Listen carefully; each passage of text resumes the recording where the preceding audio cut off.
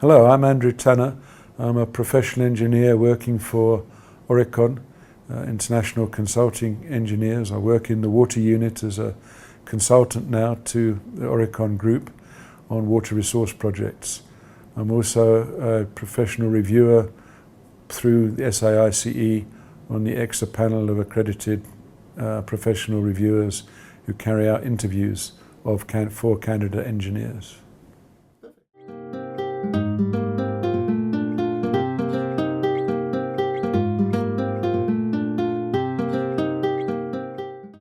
Okay, once we started work, then there was no formal process of mentoring.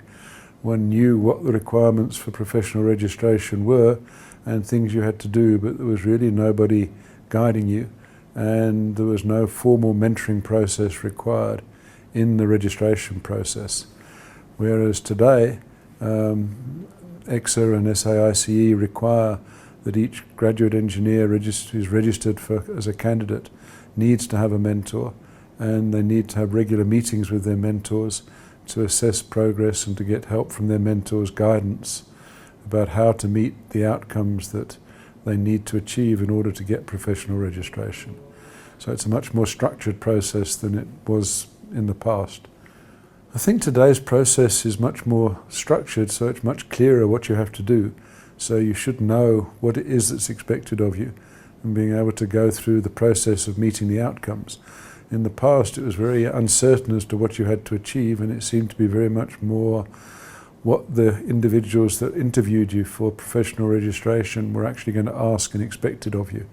So I think it's in many ways easier, but perhaps more rigorous now, and more thorough and more professional than it was in the past.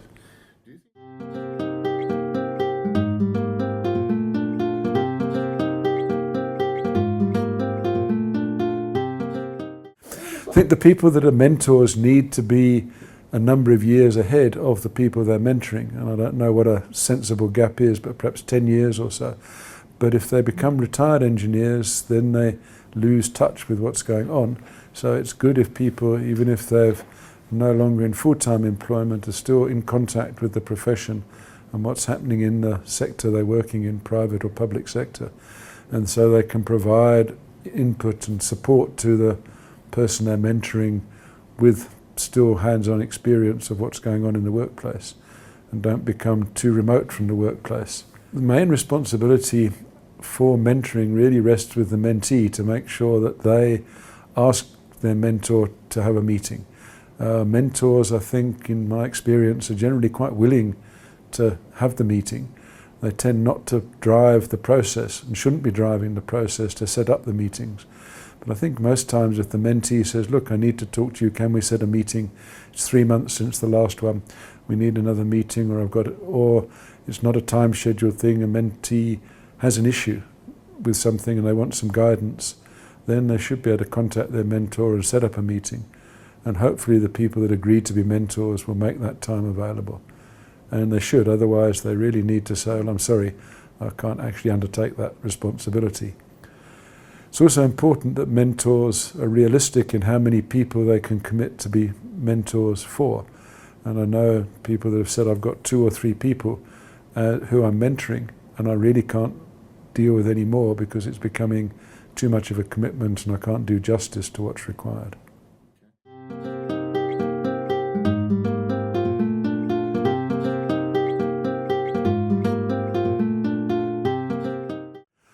I'm not sure that the physical age gap is necessarily a problem. I think it's whether the mentor is able to listen and understand what the person he's mentoring is saying, or whether they have preconceived ideas that close their mind to what's actually the problem and prescribe a solution without fully understanding this problem. And the mentor shouldn't be prescribing a solution, they should be guiding the mentee to find their own solutions and be the sounding board that asks the questions. Have you thought about this? Are you thinking, what are you thinking about that? And the open-ended questions. And then if the mentor is operating in that non-directional mode, open question mode, then the age gap shouldn't be a barrier. And that experience that comes with the age should be able to help the mentor to assess what the issues are and ask the right questions.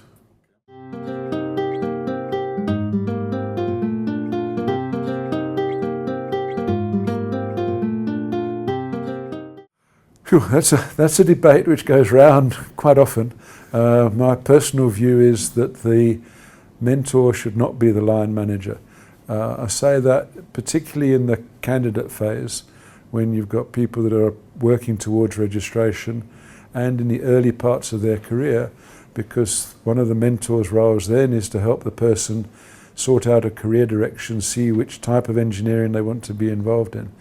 And if the line manager is then the mentor, the line manager will try and guide or encourage or force the mentee to stay in the unit. If they're a good person, they will want to keep them in their business unit and keep them there. Whereas the mentor should be objective as to what's best for the person's career. So when you get to older people, maybe in their 35, 40, then quite often the line manager can be the mentor, because there's a different relationship there. It's a more peer relationship rather than a line manager relationship in the hierarchy that applies a little bit earlier in one's career.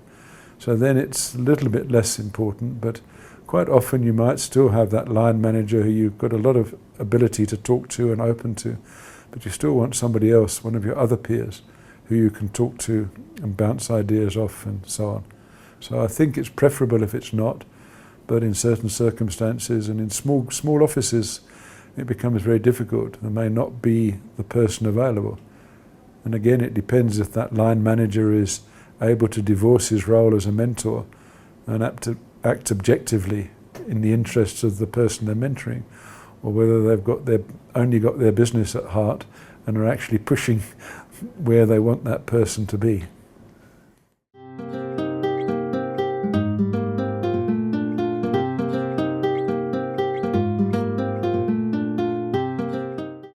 I mean, the exercise requires that you have a mentor and requires that you record your interviews with your mentor. So it's really not acceptable not to have a mentor. Imagine there may be situations where you're quite remote from anybody that's suitable as a mentor, but I think then you need to be particularly proactive in finding a mentor, even if it's a telephone discussion or a conference, and the meetings are face-to-face meetings happen a little bit less regularly, but you've got somebody that you can pick up the phone and call and say, this is where I've got to, I'm struggling with this outcome, how do I get experience on this? And I think that's one of the key roles of the mentor, is to see how the person they're mentoring can actually achieve the outcomes, and where can they look for that experience or that knowledge that they need in terms of the objectives and outcomes. What tips?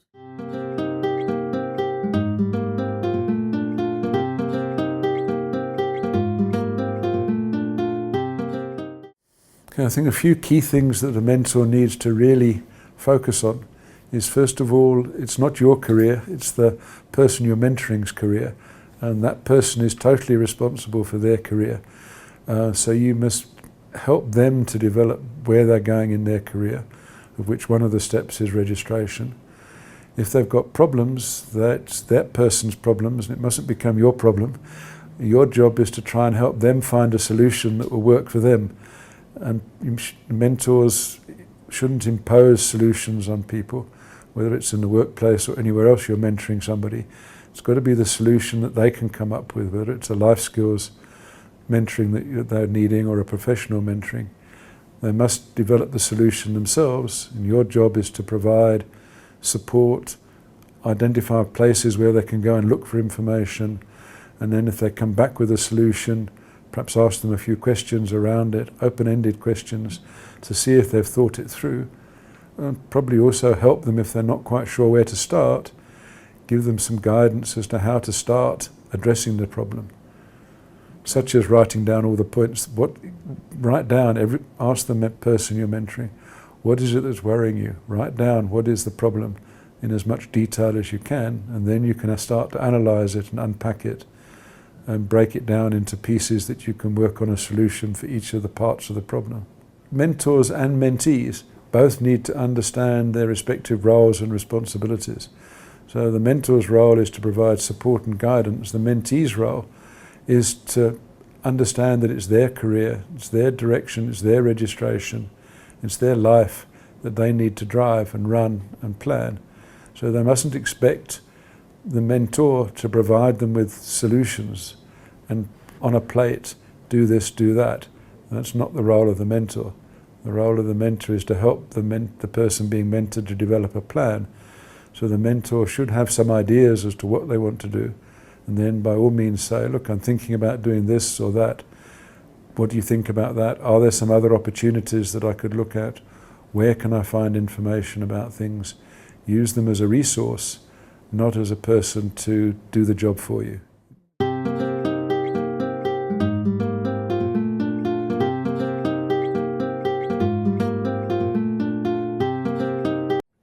Okay, when you're going to the professional review, the professional interview, I think you really need to recognize, first of all, that what the person interviewing you knows is what they've read in the submissions.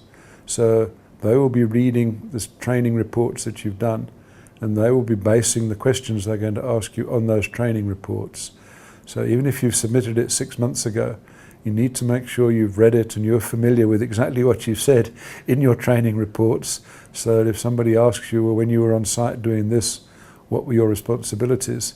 You don't get tripped up and you actually know which site it was and what your responsibilities were. I think quite a lot of what the interviewers are looking for is, did you understand your responsibilities? Do you know what level of responsibility you had? Were you comfortable with that level of responsibility? Did you know when you were actually getting out of your depth and needed to ask for advice and couldn't actually carry on? You couldn't make a decision because it was beyond your comfort zone. That's important. When you're coming to the interview, one of the starting point after the general introductions is usually the candidate presenting their project. And there's a presentation on the project, which is the project that you've written up in your training reports. And the experience that you've gained, okay, you need to demonstrate or illustrate and describe what experience you gained on that project. And it's a single project that you should be describing. You shouldn't be trying to say, well, I gained site experience on this project and design experience on that project. That comes out of the training report. So on the project, you're presenting what you did, what your role was, what the scope of the project was, and discussing it, and then expecting to be asked questions in more detail, just to assess that, did you understand the roles? Did you know the background to the project? Why was the project being built? You need to know a little bit outside your role on the project, the purpose of the project.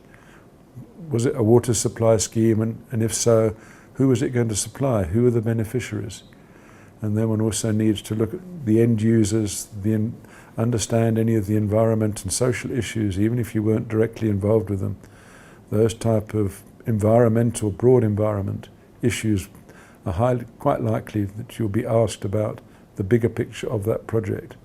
Where did it fit into the economy? What was its purpose?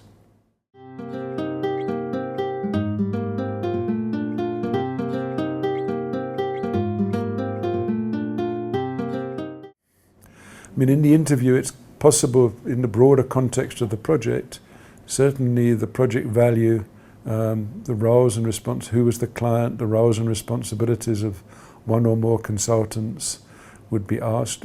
Probably you might well be asked what the value of those services were, and if you don't know something, you must say you don't know. It's not expected that you will know everything about the project when you're a candidate engineer, but you should be aware that the services were paid for, who's paying, who's the client, is there a funding agency involved, who's that person. So it's not just the narrow design or technical aspect or supervision aspect. You need to see the project in its bigger picture and all the agencies that were involved. And don't forget that if it's a construction contract you're presenting, and it doesn't have to be, it might be a design project, you need to understand on a construction project what conditions of contract were being used for that contract.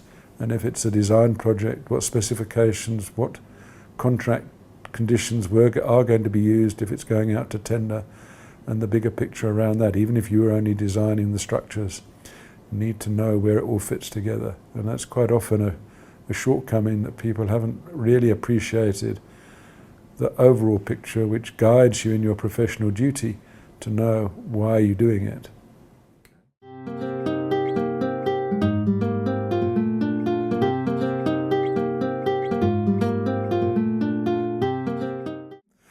And just remember, you've now moved beyond your student days and you're now presenting yourself as a possible professional engineer, and the assessors are saying, really, are you a suitable person to go and interact with potential clients?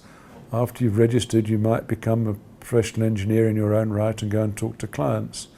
And as a professional engineer, you need to instill confidence in the people you're meeting. So they need to look at you and respect you as a professional. Well, we don't all have to look like accountants.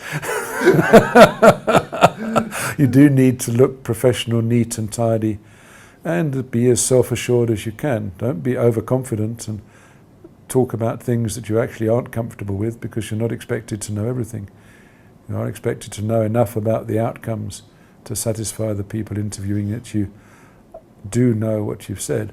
And when you're looking at those outcomes, if it's not very obvious to the interviewers where you gained the experience, you've said you understand these outcomes or have achieved these outcomes. If it's not very obvious from the interview, from the papers you've submitted and your training report, where you would have gained that experience or that had that exposure to that particular topic, then that's quite likely something you will get asked, because we're trying to assess how did you get to the point where you are now. When you're being interviewed, it's important to remember the person interviewing you is trying to assess, are you somebody that can be called a professional engineer that's actually safe to let you loose on the public in whatever role you're going to play. Nobody's trying to trip you up on anything. So, and one of the traits of a professional engineer is to be honest, and if you don't know something, be honest about it. It's far better to come off as an honest person that doesn't know everything, because nobody does, than to come across as a person that pretends they know everything when they really don't. And that's definitely a no-no.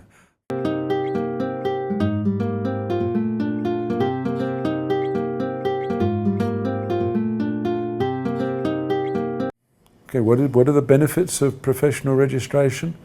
Firstly, it gives you a comfort that your peers have assessed you and said, yes, you've reached a starting point in your professional career. I think there are very few organisations that will employ engineers that won't expect them to be professional engineers, because they need to know that that person can take a level of responsibility in that firm or that organisation. And if you can't demonstrate that you've been through the process and have been assessed to be able to take that responsibility, then it's going to limit your career path. If you just want to stay doing detailed design, structural design at a limited level and not take responsibility for a team of people or larger projects, then that might be fine. But if you actually have aspirations to advance in your career and get a bigger role on bigger projects, then the limitations will be there if you're not registered as a professional engineer. I mean, obviously within any organisation, the more responsibility you have, the more remuneration you should be getting. So if you're not able to take responsibility for a design or for other people's designs as well, then it's going to limit your remuneration and you're going to get stuck.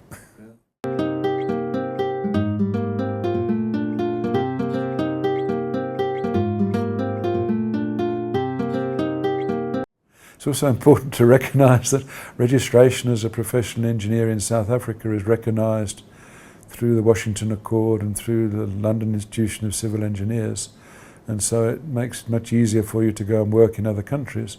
Not that we want our engineers to go and work in other countries, at least if they do, they must come back with the experience they've gained, but it is an opportunity to go and broaden your horizons and then bring that knowledge and experience back to South Africa, where you'll probably find you get a lot more responsibility than you have in more developed countries. Okay, one of the things that I think the candidates find quite challenging is writing the essays. And one of the essays comes from the list of topics that are published every year by SAICE. And one needs to look at that list and try and prepare for as many of the topics as possible. I think some people have found it quite useful to get together with a group of their peers and actually discuss the essay topics and the types of key points that might be expected to be covered. It's important when you write, and the second topic is set by the interviewers on the day, and that will be based on something to draw out more understanding of your experience, normally as reflected in your experience report, but to try and understand a little bit more detail of something that perhaps wasn't covered in the interview elsewhere. And when you're writing the essay, as with any report, it's good just to develop the structure. There's a section at the back of the sheets that asks where you write out the essay structure, and the opening and the body and the conclusions, and flesh that out as much as you can, because that does get looked at. It does get looked at to see, and if you run out of time in writing some sections, if the structure's there, then it will count in your favour, even if you haven't managed to write all the chapters that, not chapters perhaps, but if you haven't managed to write all the sections that you wanted to flesh out, or some of them come out as quite short, but try and complete the whole thing. And if there's value in there, it'll get appropriate recognition. But it's important to try and see that you do have reasonable knowledge of English and can write. One of the purposes of both the presentation, which you do need to stick to time on the presentation, and one of the purposes of that is to see that can you put across a logical presentation, marshal your thoughts into a sequence and get a message across in a given time frame. So please stick to the time. And in the essay, can you organise your thoughts into a logical sequence, develop an argument and reach a conclusion.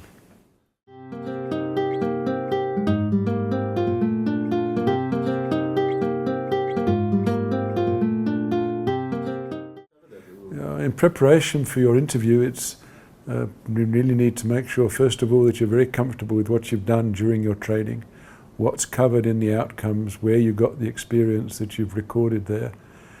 Look at on the register of continuing professional development that you keep, to know a little bit about the courses and remember what it was that you did and where you did it, because that might become a topic for discussion, and what you learned and what you benefited from it. Any reading that you've done, any other activities that you've done to keep up to date and informed about the profession are important.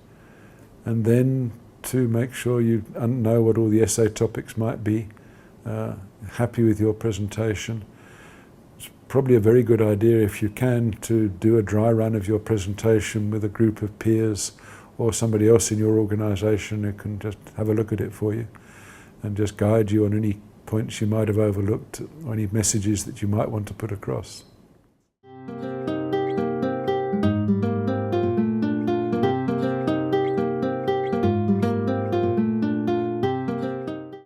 Look, they have to list it.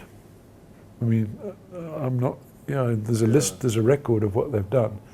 And I think when the panel that look at the training, look at it to see that you actually are involved, are a member of SAICI, are attending some meetings, reading some papers and attending one or two courses.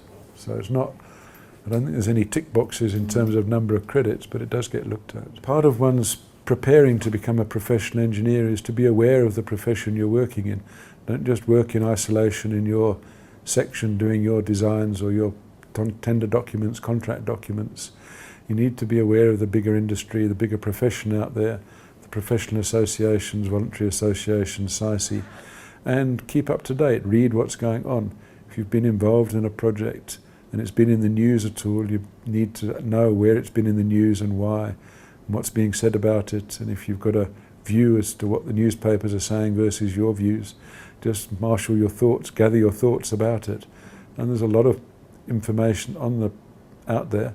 It's very easy to look on the internet and find out what's been published about a project you've been working on, so you know the background to it as well, because quite possible that the interviewers will also have done that to see what's going on about that project. So you need to be up to speed with that information. Don't focus too narrowly, have a wide perspective, but concentrate on what you're doing.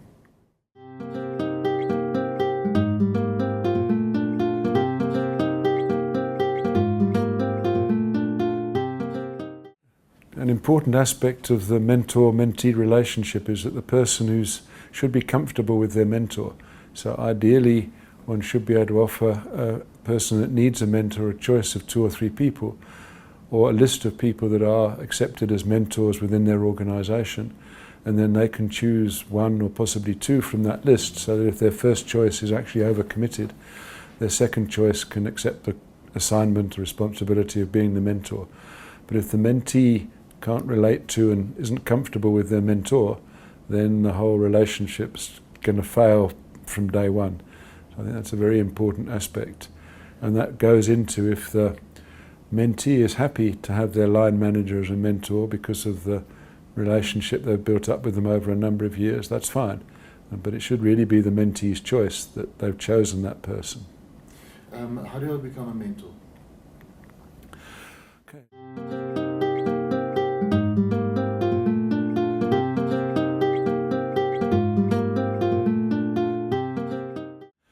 Okay, it varies, I think, within organisations. Within Oricon, we have a mentor training program.